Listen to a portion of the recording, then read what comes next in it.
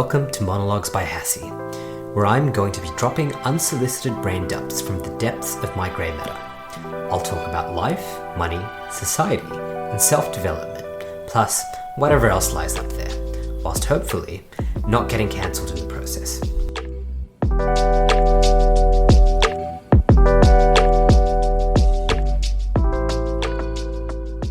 Are you waiting for your saviour? What I'm about to talk about today isn't about the religious concept of saviors, nor am I telling you to avoid false prophets, even though there seem to be many of them on the internet today trying to sell you their latest dropshipping course that is going to turn you incredibly wealthy overnight. That's not the purpose of this. What I'm talking about is the more general concept which I see in people around me, but I've also seen in past versions of myself, and to a lesser degree in the present version of myself, in that sometimes we as humans will look for an external entity and we will create this vision in our minds that if we can get to that particular place, if we can get to that particular person, that will save us and drastically transform our lives. And how this typically works is we've identified an individual who's going to open doors for us, or we've identified a person that we would like to be in a relationship with, or we've identified a job that we would like to have at a particular company. And we believe that if we achieve any one of those things, that it's going to drastically change our lives. And these are just 3 examples, very high level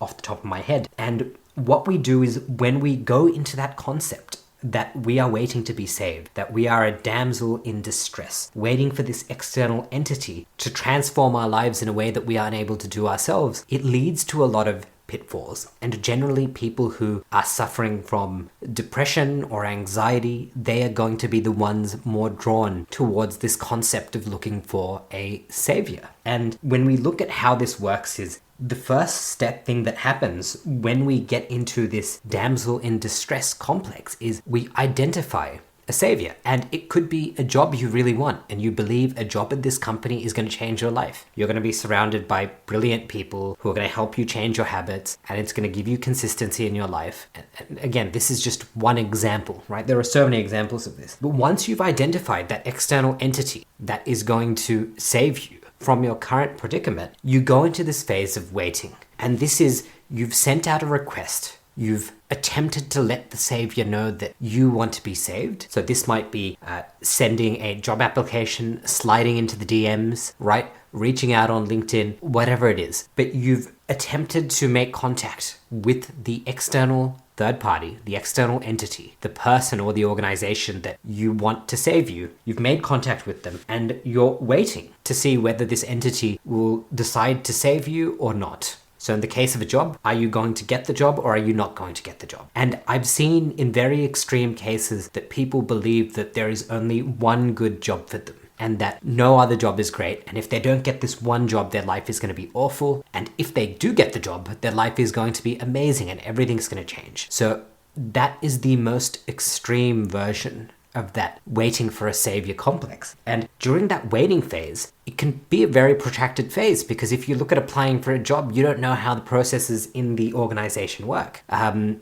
if you're trying to date a person, you don't know what else they have going in their lives. You might need to court them for a very long period of time, even if you were going to be successful in getting into a relationship. But here's the thing, in that waiting phase, what often happens is if a person believes that getting into a relationship with this company through a job or a person, when they get there, their life is going to change for the better. But here's what they fail to see. That when they're waiting to be saved, they stop taking actions that they could have been doing, which is going to get them to that state. So somebody might already have a job and it might not be the best job in the world and they hate it. But they believe that there is some amazing opportunity out there at some huge company. Let's use Google, for example. And they're saying, if I can get into Google, my entire life is going to change. And here's the thing. When they're waiting for that opportunity, maybe they're saying, when I get into Google, I can get that really high salary and I can start investing. I'll finally have money to invest. And maybe that's what they really want to get from the job, right? Because it's not just the job, it's about what benefits does the job get you.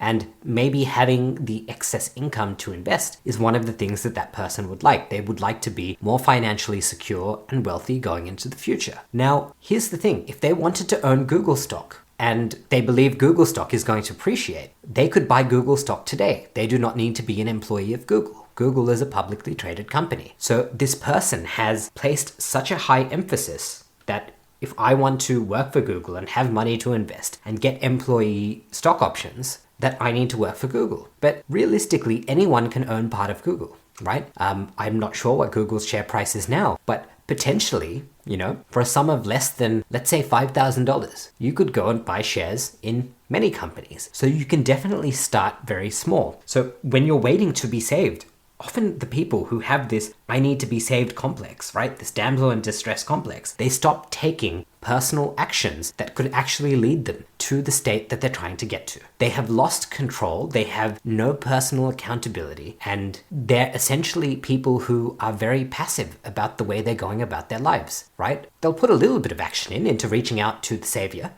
asking to be saved, but they don't put any action into doing the work that could improve their lives themselves. And there's this saying in religious circles that God only helps those who help themselves. And this is like 100% true. And it's also very convenient for God, because if I was God and somebody's already helping themselves, my work has been cut out for me. But it's absolutely true. I think you need to take personal accountability and take control of your outcomes into your own hands and stop waiting for these saviors. But that's the waiting phase. Now, when we go along this path, we've been waiting for our savior to come and save us. There comes a point where a decision is made. You either get the job or you don't get the job. You either enter the relationship or you don't enter the relationship. So there's either a path where you are saved, or there's a path where your savior does not save you. And if we look at the path where you are not saved, what happens is people go into an even deeper depth of depression than they were at when they were waiting to be saved. When somebody believes that there's an opportunity for them to be saved, and generally the people who cling to these ideas are going to be in a more depressive state. So I know that in my past versions of me have definitely thought that, if I get a job at that big pharmaceutical company, it's going to absolutely change my life. I've definitely had those thoughts before. And I've clung to those ideas that, man, if I can get this one job, it's going to change everything. And when I haven't got that job, it has triggered, an absolute crisis. It's like, okay, what do you do now? You were so invested in this one singular outcome, this one external entity, and you didn't get it.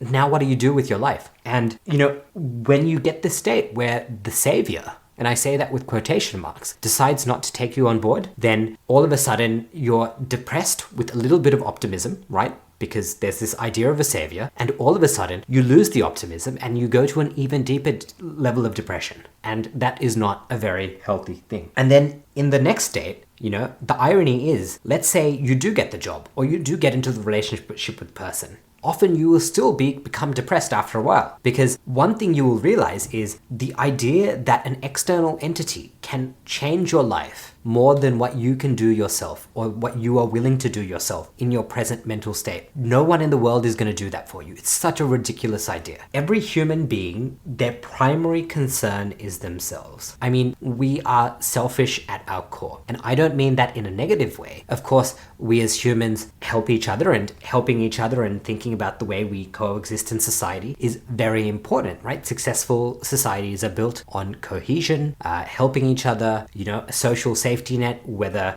contractually obligated or just through, community goodwill, right? That's all very important. But humans at their core are selfish beings. We are all looking out for ourselves first, and only then do we look out for others.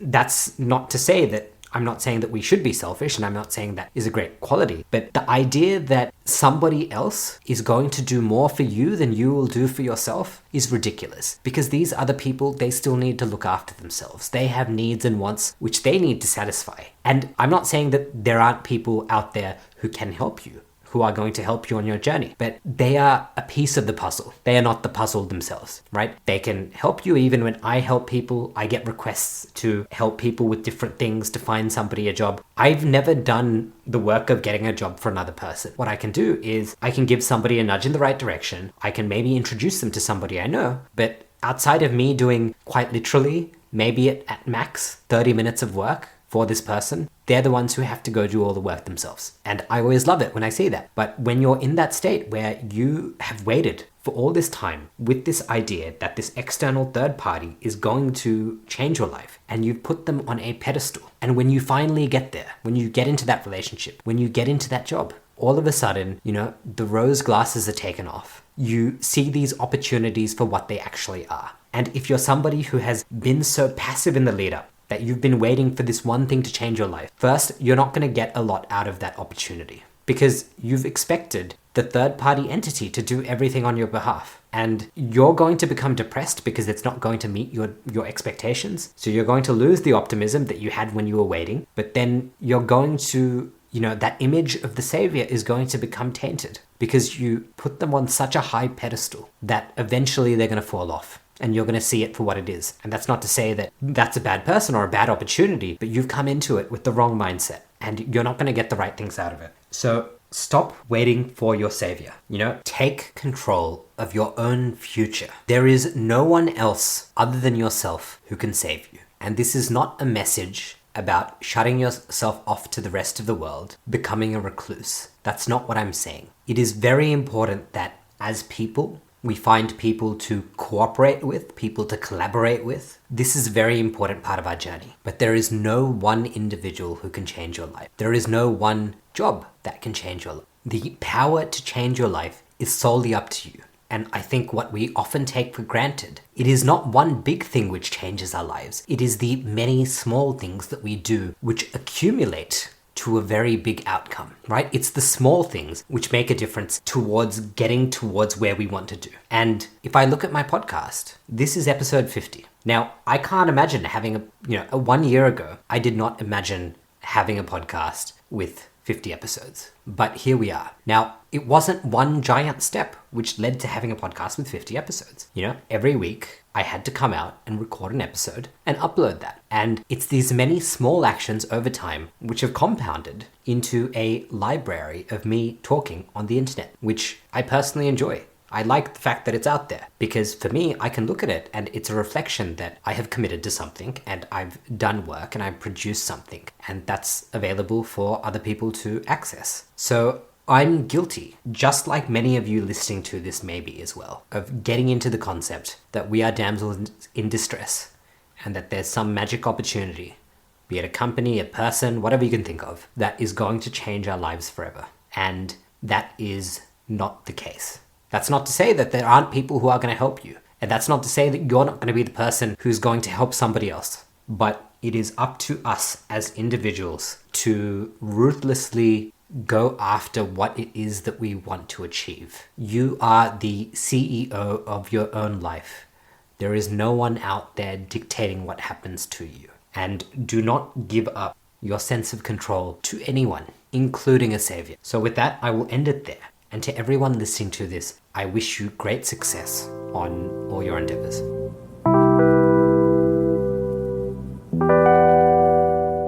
You've just made it through another episode of Monologues by Hassie. It brings me great pleasure to know that you made it to the end. To listen to more episodes, subscribe on your favorite podcast app or visit monologuesbyhassie.com. Thanks for swinging by.